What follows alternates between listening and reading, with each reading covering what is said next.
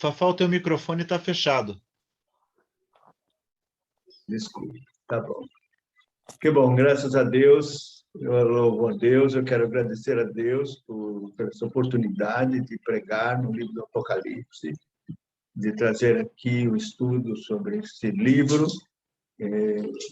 Os que permaneceram até o fim, eu agradeço a vocês, mas primeiramente a Deus, porque é um privilégio muito grande pregar a sua santa e bendita palavra. E agora nós estamos na última mensagem, a conclusão, e eu louvo a Deus por isso, e peço que Ele abençoe ricamente aqui nossa conclusão. Vamos trazer a conclusão que o próprio Senhor Jesus Cristo dá a esse livro. Então, vamos ler em Apocalipse 22, de 18 a 21. São os versos que restam para nós expormos. Diz assim a santa e bendita palavra de Deus. Eu, a todo aquele que ouve as palavras da profecia deste livro, testifico. Se alguém lhes fizer qualquer acréscimo, Deus lhe acrescentará os flagelos escritos neste livro. E se alguém tirar qualquer coisa das palavras do livro desta profecia, Deus tirará parte da árvore da vida, da cidade santa e das coisas que se acham escritas nesse livro. Aquele que dá testemunho destas coisas diz: certamente venho sem demora. Amém. Vem, Senhor Jesus. A graça do Senhor Jesus seja com todos. Graças a Deus. A primeira coisa que eu gostaria de dizer na introdução do que vamos tratar, nesta conclusão do livro, aliás, são duas coisas. Primeiro, é que a maioria dos comentaristas, todos concordam que esta conclusão abrange todo o resto das Escrituras. Não só este livro de Apocalipse, mas está colocada aqui, com esse desfecho, considerando os 66 livros em conjunto, a palavra de Deus. E aqui nós temos, em segundo lugar, a considerar que a presença ou a manifestação pessoal de Cristo nesta conclusão. Não é nenhum anjo que ele manda, é ele mesmo que fez questão de se manifestar a João e dar esse testemunho da palavra da profecia. Então, essas duas coisas são importantes e nós vamos agora ver algumas implicações nesta conclusão, que são interessantes e importantes. São observações importantes para a conclusão deste livro, que é a conclusão também do livro chamado Palavra de Deus, Velho e Novo Testamento. Eu escolhi um tema para essa conclusão, que é o testemunho final de Cristo. Tudo que é final, tudo que é a última palavra, se reveste de uma importância muito grande, né? É a derradeira oportunidade. Então, tudo ali é da maior importância. O que é que Jesus escolheu falar nesse testemunho dele, final do livro? Então, o testemunho que ele escolheu foi o testemunho das Escrituras. O testemunho final de Cristo é a veracidade das Escrituras. Primeiro, ele dá testemunho da fidelidade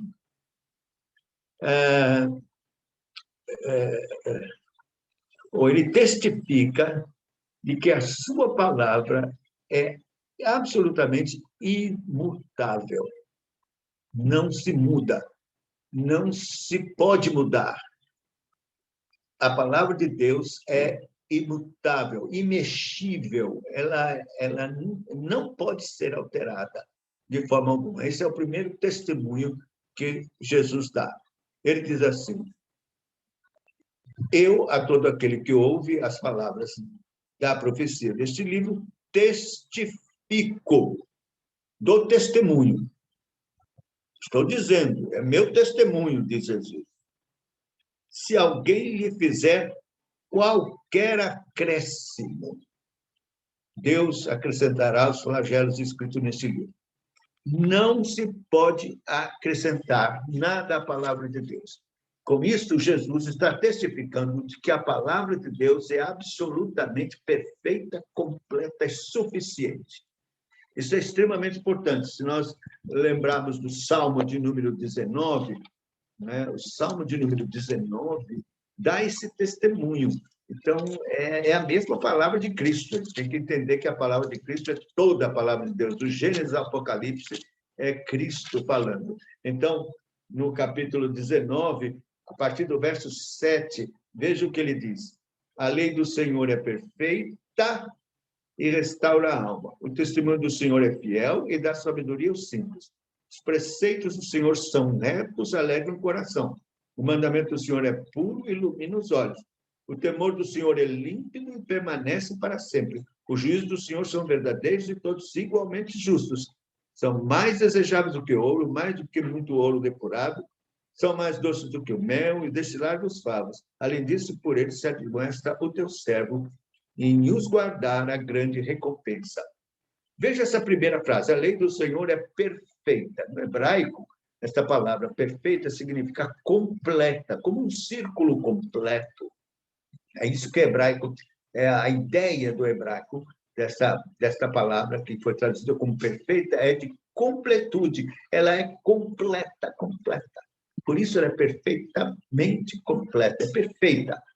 Não necessita de mais nada.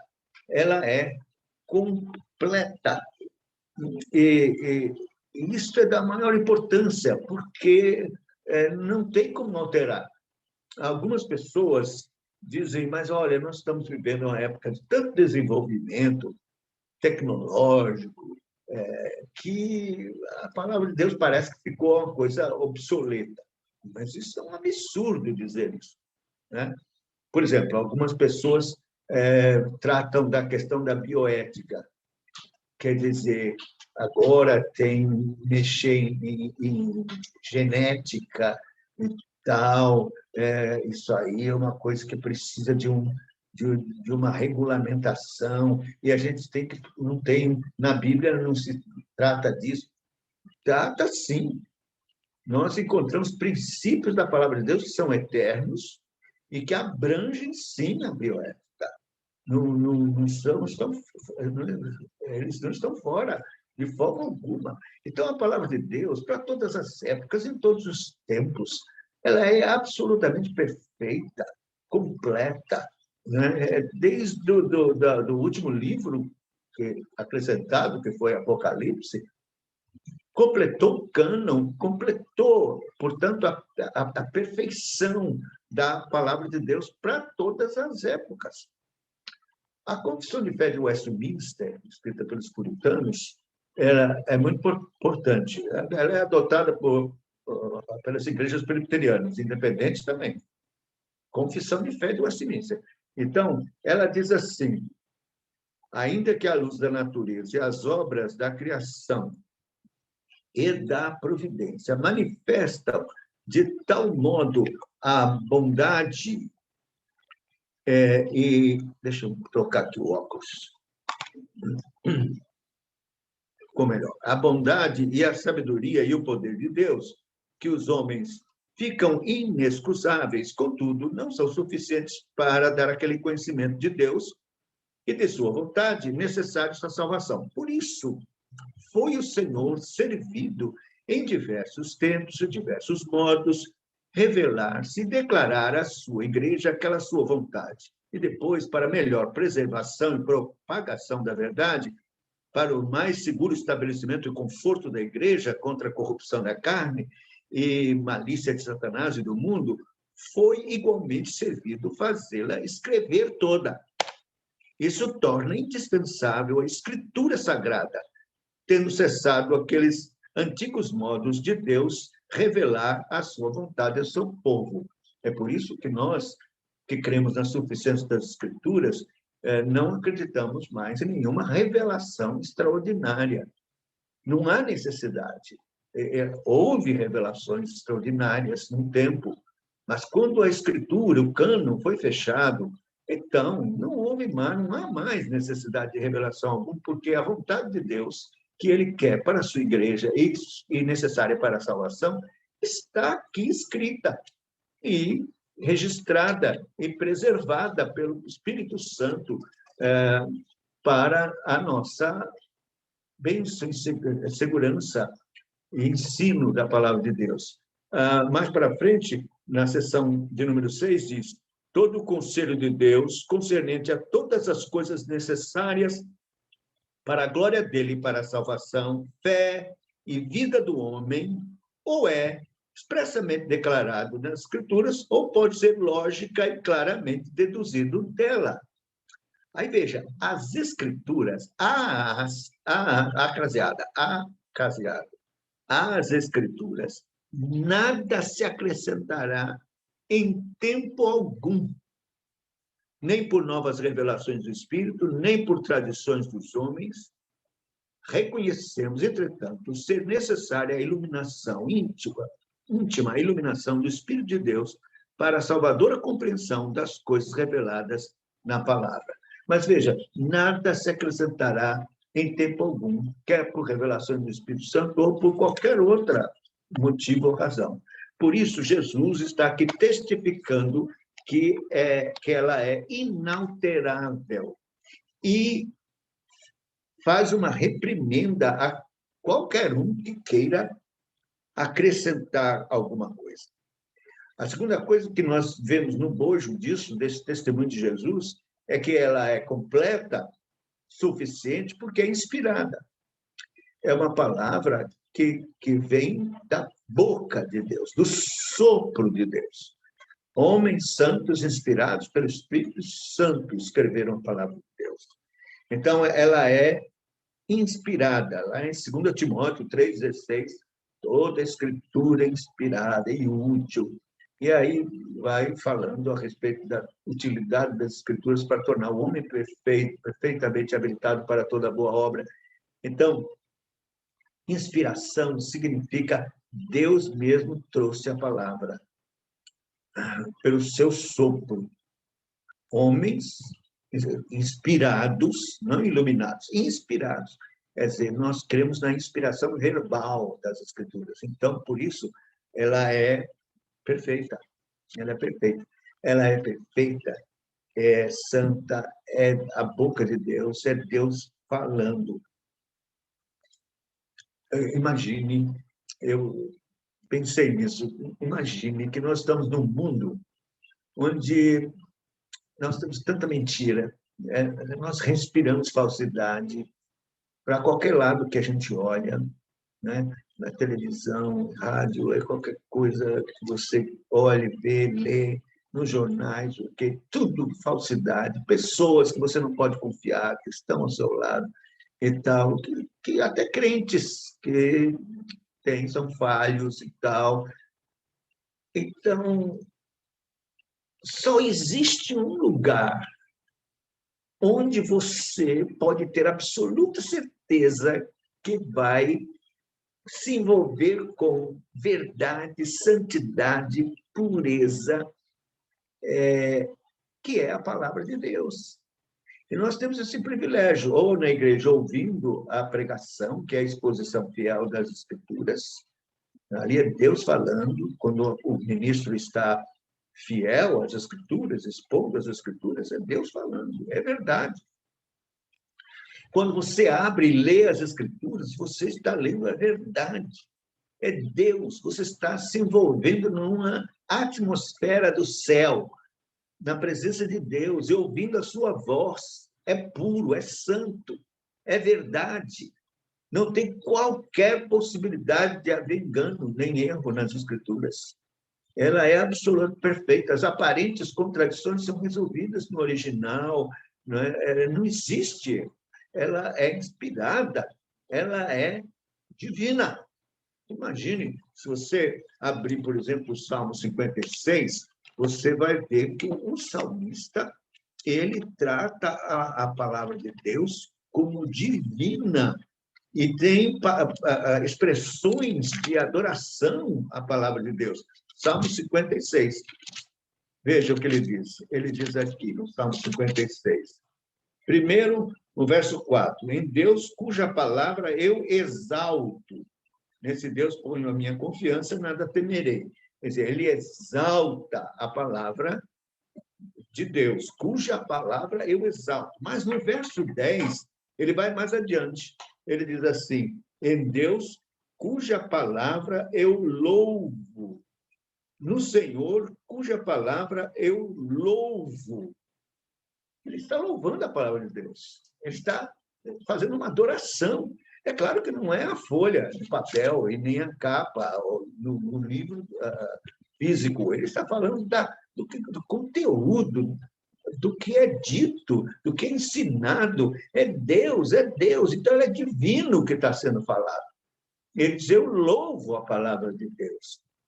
O apóstolo Paulo chega a falar que a palavra de Deus ela é glorificada. Veja, por exemplo, 2 Tessalonicenses, o apóstolo Paulo diz isso no capítulo 3, versículo 1.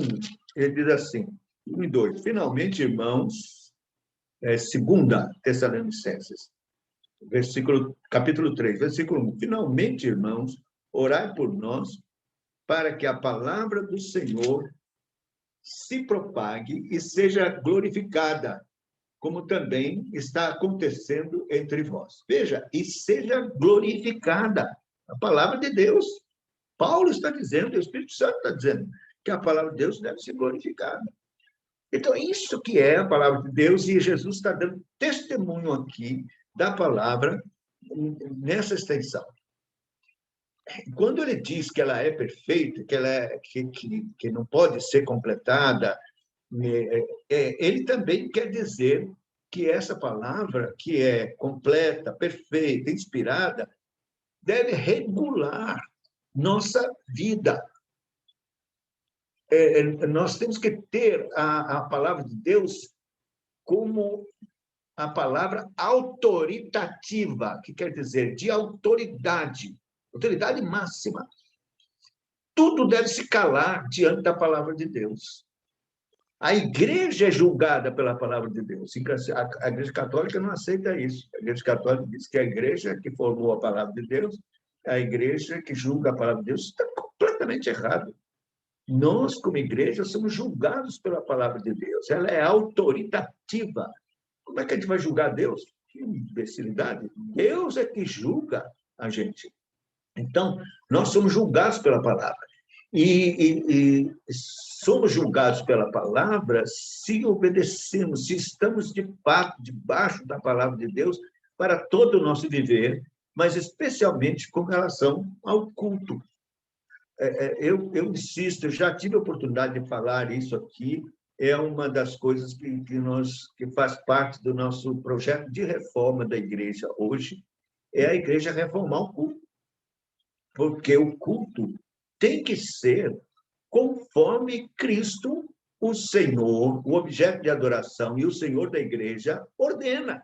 Não é como o homem acha, como o homem quer.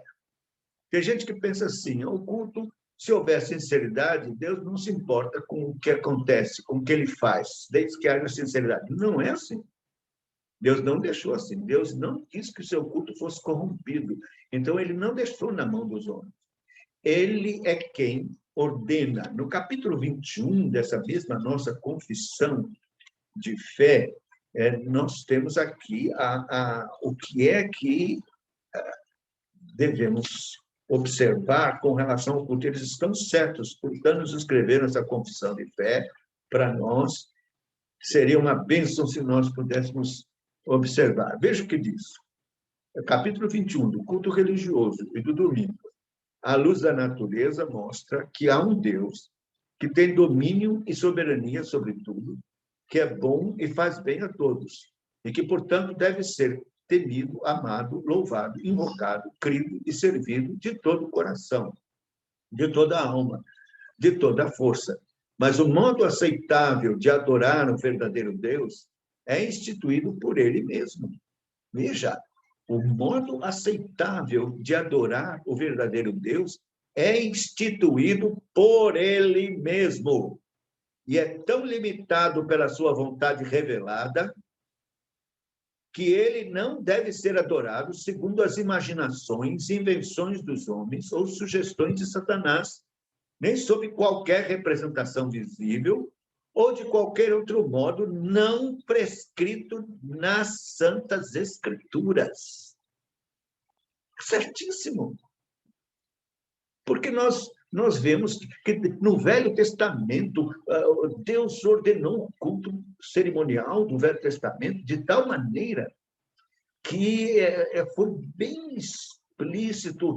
Deus disse a Moisés que ele tinha que observar o modelo do tabernáculo conforme ele mostrou lá para ele no monte, e as medidas todas foram dadas e ele tinha que observar os desenhos e as coisas todas conforme Deus quis para que se formasse o tabernáculo. Ora, se Deus foi meticuloso com relação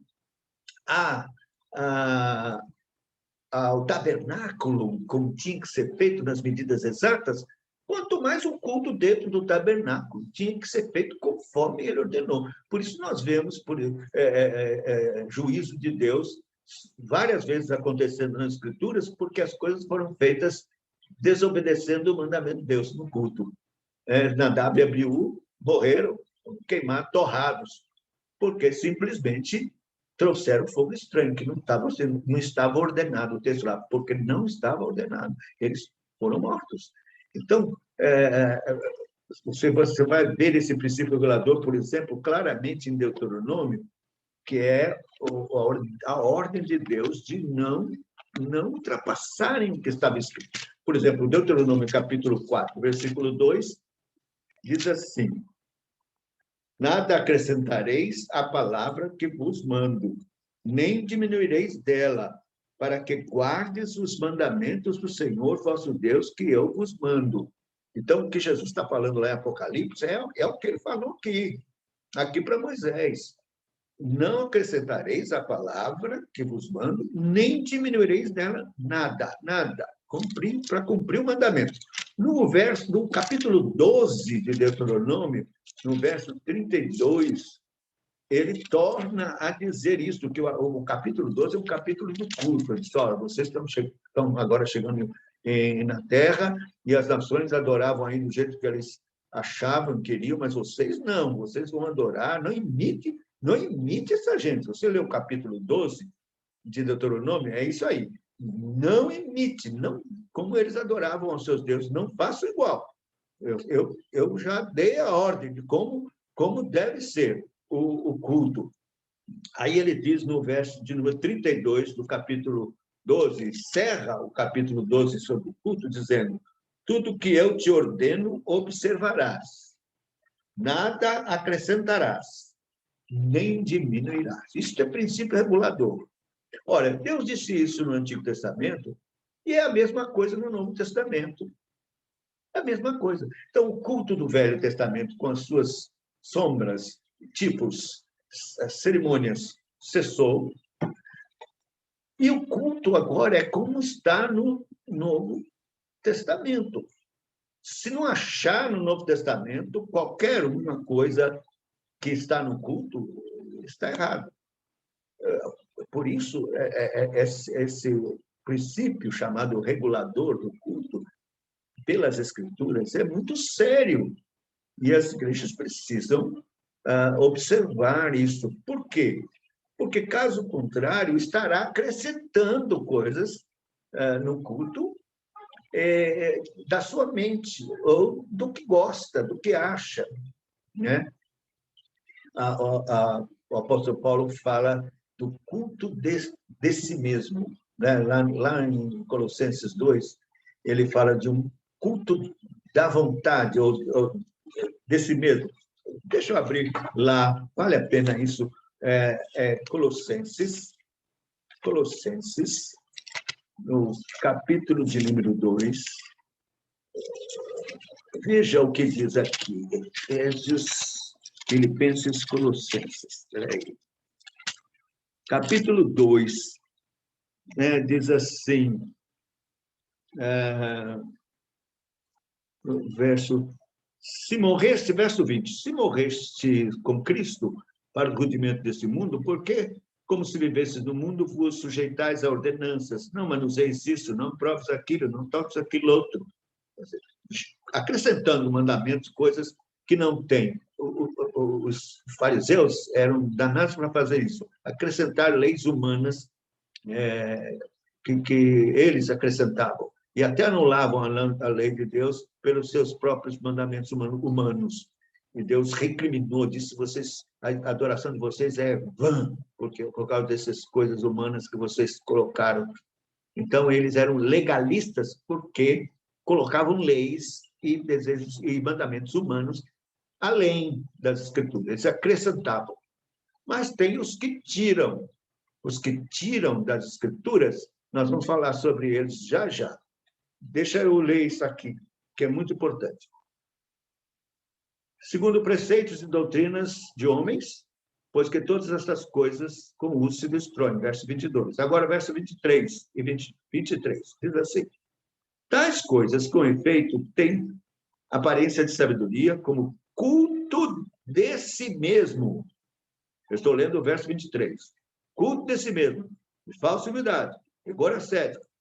Todavia, não tem valor algum contra a sensualidade. O que é esse culto de si mesmo? No grego, a palavra é ételos, treskeia. Ételos. Ételos é vontade. Treskeia é culto. Então, é culto da vontade. Seria melhor traduzido culto da vontade. É o culto daquilo que você quer, daquilo que você tem vontade, que você gosta. Esse é o culto de si mesmo, é culto da vontade. É assim que Calvino, inclusive, interpreta. Ételos treskeia, que é culto da vontade da pessoa. E é isso que tem acontecido nas igrejas. O culto é da vontade, é conforme o freguês gosta. Ele acha bom. Ele não está preocupado se Deus ordenou isso. Eles querem o que eles gostam. Então, isso é ételos treskeia, é culto da vontade. E não é assim que deve ser. Não é? Agora, deixe-me falar a respeito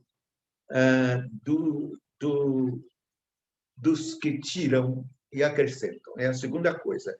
Jesus testifica contra esses, dizendo: se alguém, né, lhe fizer qualquer acréscimo, Deus lhes acrescentará os flagelos escritos nesse livro, e se alguém tirar qualquer coisa, verso 19, das palavras do livro desta profecia, Deus tirará a sua parte da árvore da vida, da cidade santa, das coisas que se acham escritas neste livro. Bom, primeiro vamos ver quem são os que acrescentam, quem são os que tiram. Eu disse, os que acrescentam são fariseus, são aqueles que se acham até fundamentalistas. Eles são tão assim zelosos com relação à palavra de Deus como os fariseus e acabam acrescentando regras, vestuário, não usar isso, não aquilo e tal, e um caso de coisa, regras, leis humanas que não estão ordenadas na Escritura. Isso é legalismo. Legalismo é lei que não está nas Escrituras, não foram ordenadas, mas que o homem acrescentou, botou a mais. Isto é proibido, o Senhor Jesus recrimina e fala, eu vou falar já já dos juízos que Deus tem para os que fazem isso. Está errado, não podemos.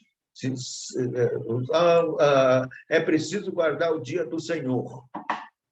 Bom, eu tenho que achar na Bíblia, na palavra de Deus, provar pelas Escrituras que esse dia, de fato, foi santificado, guardado, reservado pelo próprio Deus para si. e que nós devemos observar e guardar esse dia, inclusive ter cuidado do que fazer nesse dia, porque ele não nos pertence. Em Isaías 56 fala até de cuidado com o que conversar, palavras vãs nesse dia, falando do dia do Senhor. Assim, não é uma lei que foi inventada pelo homem. Isso está nas Escrituras e nós temos que observar. Mas há um bocado de leis que os fundamentalistas colocam, até de usos e costumes, que não estão nas Escrituras. Isso aí é acrescentar. Mas o pior é tirar. Os que tiram são os liberais. São aqueles, por exemplo, que fazem... Não significa rasgar a Bíblia. Tem liberal que é a ponto de rasgar. Não pode rasgar esse negócio dos milagres, nascimento virginal, ressurreição corporal. Isso aí é balela, é mito. Gênesis, rasga lá, esse negócio é mito. Adão e Eva. Tá? Então, realmente, tem esses liberais que chegam a ponto de reduzir a palavra de Deus, tirando essas coisas que eles acham que é mito. Mas tem aqueles que são chamados de conservadores e que tiram coisas da palavra de Deus, que eles fazem um tipo de exegese, entre aspas, uma ginástica exegética, para anular aquele texto porque acha que não quer. Eu briguei no último Supremo Concílio, que isso foi publicado, todo mundo sabe, contra a questão da mulher pregar. Né? Estão querendo, por todo o jeito, que a Igreja Presbiteriana aprove mulher pregando. Mas eu lutei contra isso, para dizer que isso não é possível. Seria simplesmente tirar das Escrituras textos que são tão claros com relação a isso. Por exemplo, 1 Timóteo, no capítulo 2, né, que é que diz? 1 Timóteo, capítulo 2, versículo 8. Quero, portanto, que os varões, os homens, orem em todo lugar. Ele está falando do culto público. Orem, eles oram, os varões, levantando mão santa, sem ira, sem animosidade. Aí, da mesma sorte, as mulheres que têm um traje decente, tal, e veja o verso 11. A mulher aprenda em silêncio, com toda submissão, não permito que a mulher ensine, nem exerça autoridade de homem. Esteja, porém, em silêncio. Aí, ele vai dizer por quê. O verso 13 é por quê. Todo mundo pensa que é porque, naquela época, a mulher não era nada, era um zero à esquerda. Era assim que era naquela época, mas agora mudou. E que, então, o mandamento aqui foi dado numa circunstância, mas que agora mudou. Não, veja, não é esse o porquê. Porque primeiro foi formado Adão, depois Eva. Adão não foi iludido, mas a mulher, sendo enganada, caiu em transgressão. O porquê é teológico, é uma razão teológica. Ele vai lá para Gênesis e mostra a questão da queda. Quer dizer, a mulher ela é mais frágil, ela caiu porque foi iludida, enganada. O homem caiu consciente. A responsabilidade dele é maior, não tenha dúvida quanto a isso.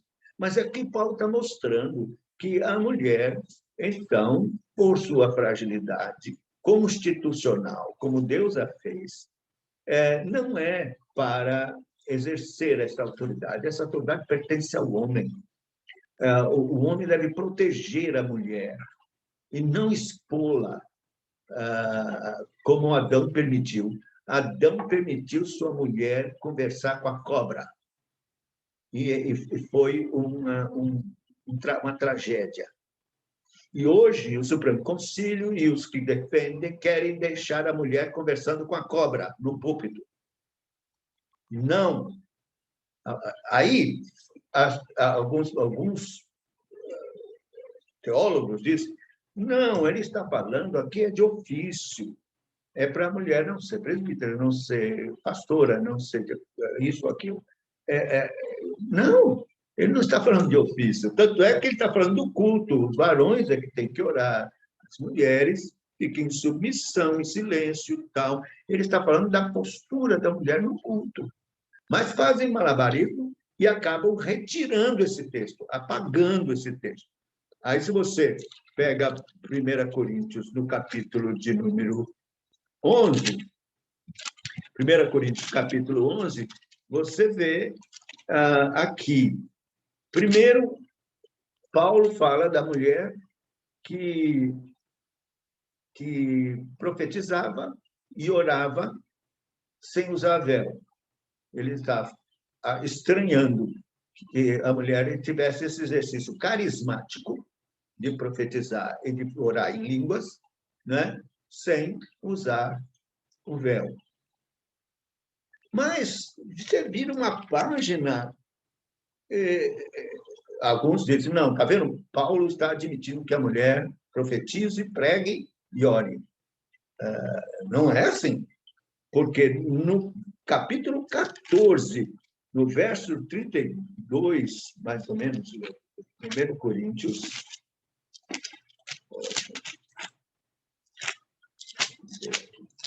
1 Coríntios 14. Veja o que ele diz.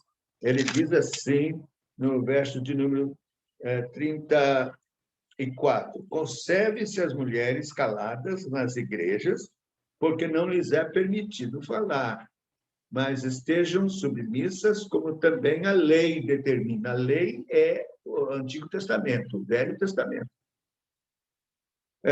Se vocês querem aprender, se porém querem aprender alguma coisa, interroguem em casa seu próprio marido, para que, porque para a mulher é vergonhoso falar na igreja. Isso aqui não é um Paulo machista, isso aqui é um Paulo cheio do Espírito Santo, inspirado, escrevendo a palavra de Deus. Ele não deu uma falha aqui, aqui ele foi um homem machista escrevendo. Isso era a palavra de Deus. Aí vem o pessoal e passa a borracha. Isso aí é machismo de Paulo. E isso é tirar. Então, tem os que acrescentam e tem os que tiram. Acontece que o Senhor lhes dá uma reprimenda e uma ameaça. Quem faz isso, então, diz ele, Deus acrescentará os flagelos escritos nesse livro. Imagine todos os flagelos que nós estudamos aqui, das taças, trombetas, dos gafanhotos, que eram como espíritos malignos e que causavam dor nos homens, saraivada, todo tipo de tragédia, de miséria, pragas que nós lemos nesse livro. O Senhor Jesus diz, pois bem, verá sobre essa pessoa e ainda vou acrescentar. Olha, se alguém fizer qualquer acréscimo, Deus lhe acrescentará os flagelos escritos nesse livro. Então, é terrível. Mas não é só isso. Ele diz assim, se alguém tirar qualquer coisa das palavras do livro dessa profecia, ou desconsiderar o que está escrito, largar para lá, Deus tirará a sua parte da árvore da vida, da cidade santa, das coisas que se acham escritas nesse livro. Isto é, Deus, quer dizer, essa pessoa não tem acesso mais à cidade santa, nem à árvore da vida. Isso significa perdição. Perdição. E geralmente, ele aqui está falando para aqueles que ensinam. Quem ensina? Os pastores. É uma responsabilidade muito grande dos pastores ensinar. Viu? A verdade é que a situação como está hoje, a culpa é dos pastores. A igreja, tal pastor. Pastor, tal igreja, tal pastor. É assim, é a cara do pastor. Então, os pastores são responsáveis. Eles vão prestar contas a Deus. E sabe o que a Bíblia fala dos pastores do mal, os obreiros? Chamam-os de cães. Isso está escrito na palavra de Deus. E aqui, no verso 15, por exemplo, do capítulo 22, diz: fora ficam os cães. São os maus obreiros. São os que ensinam todas essas coisas distorcidas da palavra de Deus. Eles vão prestar contas. Não entrarão na cidade santa e não terão acesso à árvore da vida. Estão perdidos, vão ser condenados. São maus obreiros, cães. Para eles está reservado o mais profundo do inferno. A responsabilidade é muito grande de quem vai ensinar o rebanho do Senhor. E será cobrado com muito mais severidade, né? Então,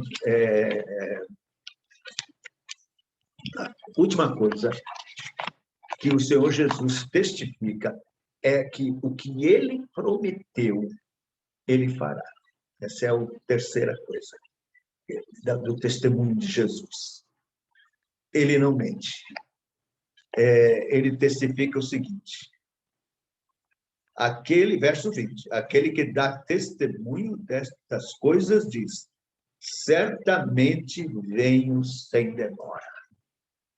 Oh, aleluia! Ele não mente, não pode mentir. Ele está dando testemunho de que o que ele prometeu, ele fará. Há um texto no Velho Testamento que diz: Deus não é um homem para mentir, e nem filho do homem para se arrepender. O que ele prometeu, ele há de cumprir. O que ele falou, é certo que fará. E é verdade, porque no capítulo 14 de João, nós temos esta palavra tão doce do Senhor Jesus. Na hora de se despedir dos discípulos, ele diz: não se turbe o vosso coração, credes em Deus, crede também em mim. Na casa de meu pai há muitas moradas. Se assim não fora, eu vos teria dito, pois vou preparar-vos lugar. E quando eu for e vos preparar lugar, voltarei e vos receberei para mim mesmo, para que onde eu estiver, ou onde eu estou, estejais vós também. Voltarei. Então, ele diz: eu testifico, eu dou testemunho, certamente venho sem demora. Então, nós temos que crer nisso. Cristo está às portas. Eu sei que, especialmente essa expressão sem demora, muita gente fica assim, pensando, mas como pode ser? Já passou 2000 anos que ele falou isso e não veio, né? Então, alguns fazem perguntas a respeito disso. Para mim, a resposta está escrita aqui, na segunda epístola de Pedro, no capítulo 3. Eu dou a resposta da palavra de Deus. O que eu vou falar? 2000 anos e Cristo não veio. Bom, está aqui a resposta. 2 Pedro, capítulo 3, versículo 2. Tendo em conta, antes de tudo, que nos últimos dias virão escarnecedores com os seus escárnios, andando segundo as próprias paixões e dizendo: onde está a promessa da sua vinda? Porque desde que os pais dormiram, todas as coisas permanecem como desde o princípio da criação. Porque deliberadamente esquecem, essas pessoas esquecem que de longo tempo houve céu, bem como terra, a qual surgiu da água, através da água pela palavra de Deus, pela qual veio a perecer o mundo daquele tempo, afogado em água. Ora, os céus que agora existem e a terra, pela mesma palavra, têm sido entesourados para fogo, estando reservado para o dia do juízo e destruição dos homens ímpios. Há, todavia, uma coisa, amados, que não deveis esquecer. E para o Senhor, um dia é como 1000 anos. 1000 anos como um dia. Então, nós já passamos 2 dias, né? Do que ele falou, 2 dias. Não retarda o Senhor a sua promessa, como alguns a julgam demorada. Pelo contrário, ele é longânimo para conosco, não querendo que nenhum se perca, senão que todos cheguem ao arrependimento, até o último eleito ser convertido. Deus é longânimo, ele está esperando. É isso mesmo. E diz: virá, entretanto, como ladrão o dia do Senhor, no qual os céus passarão com estrepitoso estrondo, os elementos se desfarão abrasados, também a terra e as obras que nela existem serão atingidas. Visto que todas estas coisas hão de ser assim desfeitas, deveis ser tais como os que vivem em santo procedimento e piedade, esperando e apressando a vinda do dia de Deus, por causa do qual os céus incendiados serão desfeitos e os elementos abrasados se derreterão. Nós, porém, segundo a sua promessa, esperamos novos céus e nova terra, nos quais habita a justiça. Esta é a resposta para esse pessoal que apresenta essa dúvida, né? 2 anos, como é sem demora? 2 dias. Quem sabe 3, não sabemos. Cristo está às portas, ele não mente. Ele prometeu, ele virá. Talvez já, talvez mais tarde, nesta noite ou amanhã, temos que vigiar, porque ele virá como um ladrão. Isso, essa expressão, sem demora, é muito importante. É breve, ele está às portas. Ele está às portas. Aí vem a resposta. Jesus diz isso. Aí diz assim,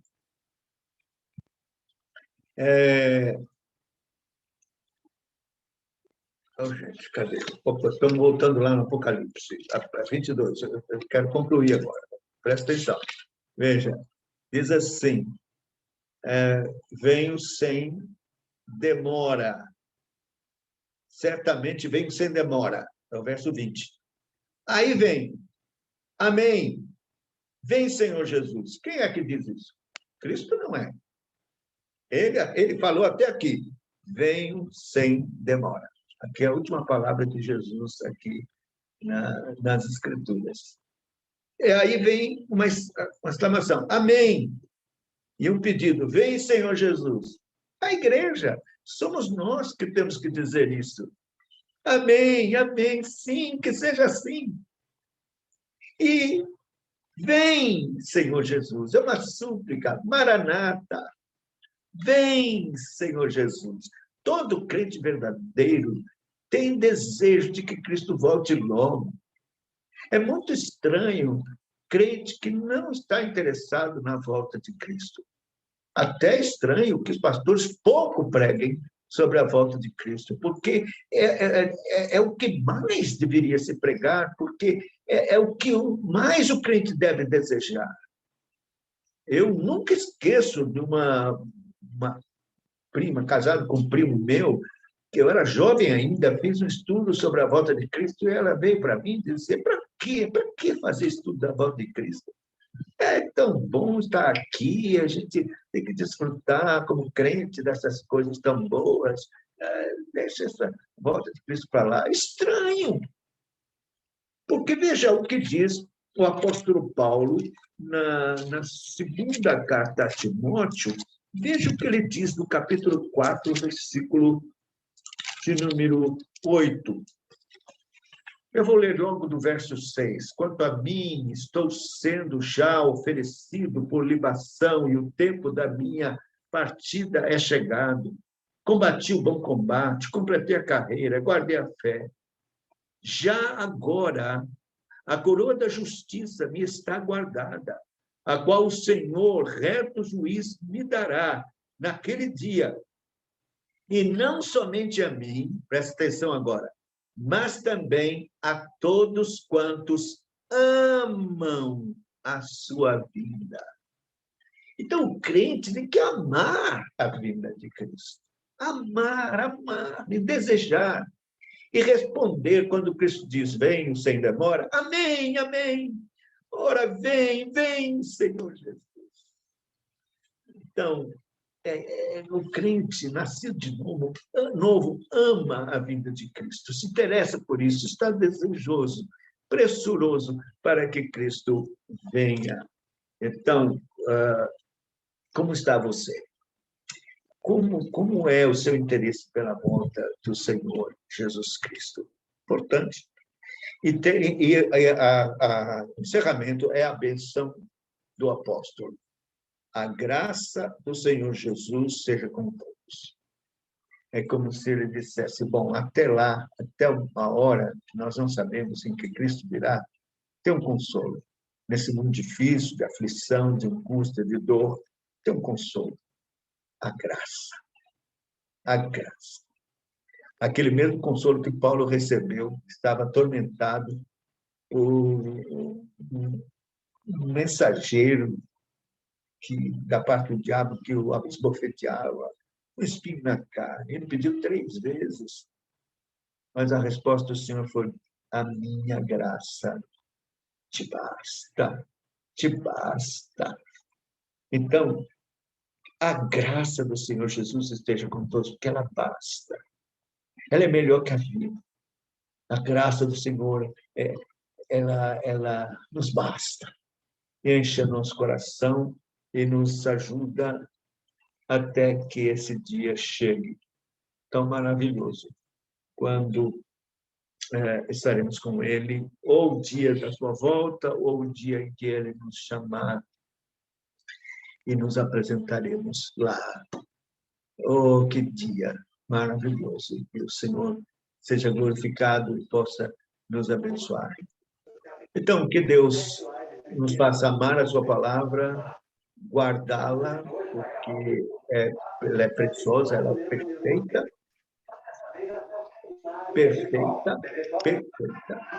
completa, né? Nós temos que cuidar para não acrescentar nada e nem tirar nada, porque a ameaça é grave, é grave. Ser fiel, guardar esta palavra e cumpri-la, e obedecê-la e tê-la como a maior consolação, né? O Espírito Santo ligado a ela que consola nossa alma, nosso coração. E ter viva esperança do retorno de Cristo. Que Deus abençoe os irmãos. Muito obrigado por terem acompanhado a minha exposição durante todo esse tempo. E aqui concluímos dando graças ao Senhor. Que Deus muito abençoe a todos vocês. Amém. Amém. Fafá, termina com uma oração, por favor. Amém. Soberano Senhor, nosso Deus, com temor e tremor, buscamos a tua presença em oração em nome de Jesus. Nós não temos palavras para agradecer ao Senhor este legado tão glorioso da tua palavra. Nós sabemos que ela foi preparada na eternidade.